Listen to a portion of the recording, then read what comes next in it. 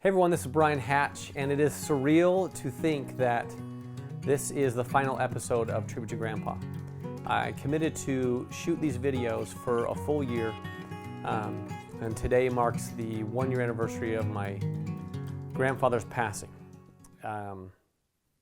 It's been fun to literally hear the words of my grandpa. Like, to hear his voice has been super comforting.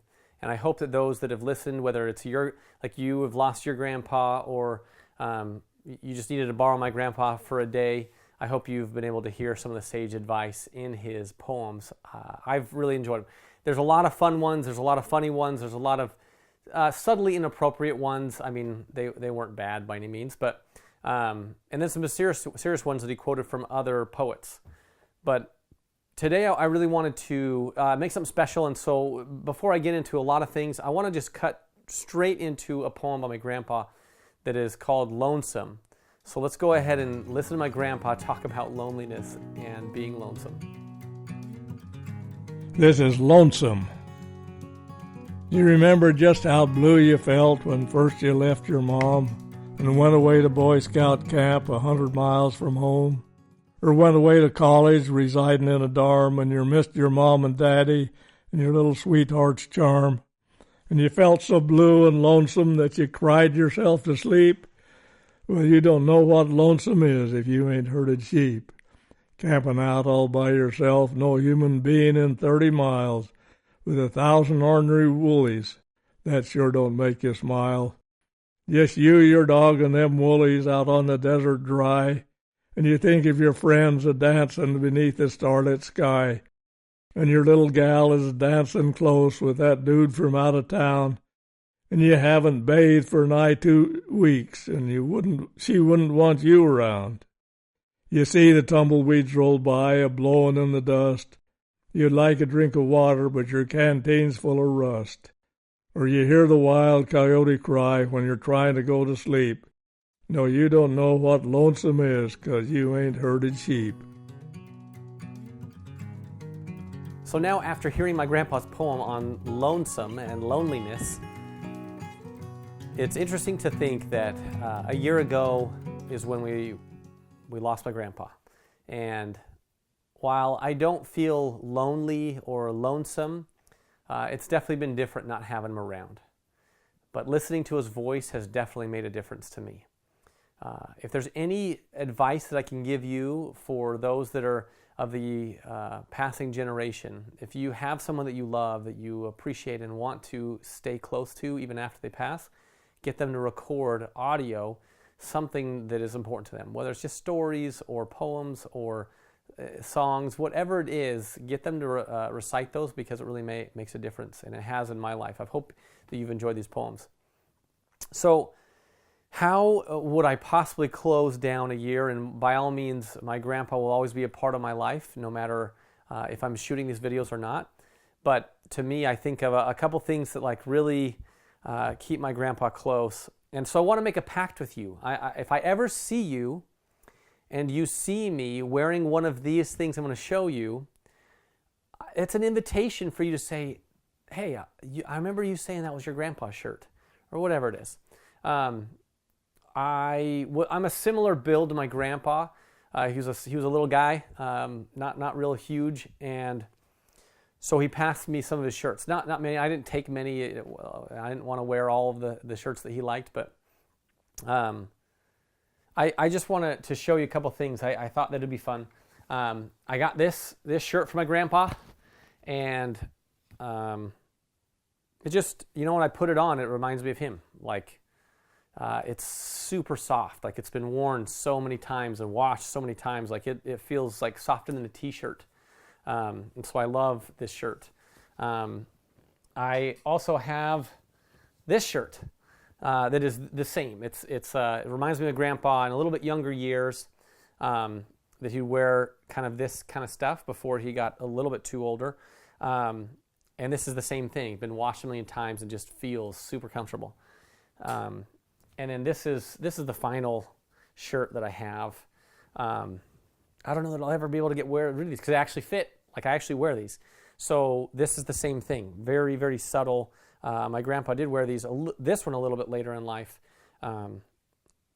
But I just, I find that fun that I own a few things from him that were things that he actually wore. And while clothes, I like holding on to clothes forever isn't necessarily meaningful.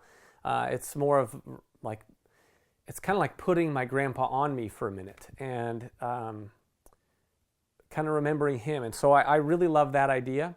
And so if you ever see me wearing one of those shirts, that's an open invitation to talk about my grandpa. Not that I'm like walking around waiting for someone to do that, but I'm just saying if you recognize that, by all means, bring it up because I love talking about my grandpa. And so there's so many memories, there's so many things, and so many conversations I've had with my grandma and my grandpa that have made a huge difference in my life. And I'm just so grateful for those conversations. I'm grateful for the poems my grandpa wrote. He wrote some letters and emails to his family before he passed away a couple years prior and really wrote down some of the things that mattered to him and some pieces of advice. And so those, are very close to my heart and I appreciate. So I want to leave you with another poem that's not his own, but I want to leave you on something that I really took from my grandpa that is like him. And so the poem I'm going to leave you with is called Nobility by Alice Carey.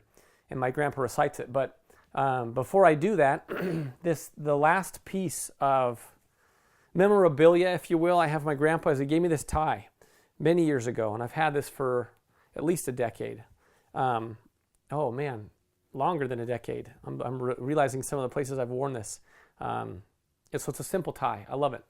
But it's interesting that when my grandpa passed a year ago today, I had this tie tied, and I wore it to his funeral because it reminded me of him, obviously, and I haven't untied it in that year, wanting to kind of preserve him in the knot, almost, if you will. And I do want to make mention that my grandpa is in a good place. I believe that we have a Creator, and I have felt His presence in such a way that I can't deny that belief. And so I know my grandpa is spending time there. I think we all really get that opportunity to go back to our Creator, and I'm excited about that for every one of us. But this tie just represents a little bit of that. So while this tie and letting go of my grandpa isn't really truly what I'm doing, because I'm just keeping him. I'm keeping him in my heart. I'm keeping my mind and my thoughts because I love him and I appreciate his example to me. But as a final farewell to my grandpa, I'm going to untie this knot, and then I'd like to share you this final poem, and I think that you'll enjoy it. I hope you make connections with people that matter to you, but when they're gone, it's really hard to communicate with them. So Grandpa, I love you. Grandma, I love you. I love you both. And this is the final untying. I'll be wearing this tie in the future, but kind of a letting go of my grandpa there. I love you, and I hope that you've enjoyed these poems over the last year, and I hope that you'll come back to them when you need a little bit of strength or need a little bit of laughter or something that kind of picks you up. My grandpa does a good job of that. And with no further ado, this is my grandpa reciting the poem, Nobility. This is Nobility by Alice Carey. True worth is in being, not seeming, in doing each day that goes by some little good, not in dreaming of great things to do by and by. Whatever men say in their blindness, in spite of the fancies of youth, there's nothing so kingly as kindness, and nothing so royal as truth. We get back our share as we measure. We cannot do wrong and feel right, nor can we give pain and gain pleasure, for justice avenges each slight. The air for the wing of the sparrow, the bush for the robin and wren, but always the path that is narrow and straight for the children of men. 'Tis not in the pages of story the heart of its ills to beguile, but he who pays courtship to glory gives all that he hath for her smile. For when from the heights he has won her, alas, it is only to prove that nothing so sacred as honor, and nothing so loyal as love. We cannot make bargains for blisses, or catch them like fishes in nets, and sometime the thing that life misses helps more than the thing that it gets. For good lieth not in pursuing nor in gaining the great or the small, but just in the doing, and doing as we would be done by, that's all. Through envy, through malice, through hating, against the world early and late, no jot of our courage abating, our part is to work and to wait. And slight is the sting of his trouble, whose winnings are less than his worth, for he who is honest is noble, in spite of his fortune or birth.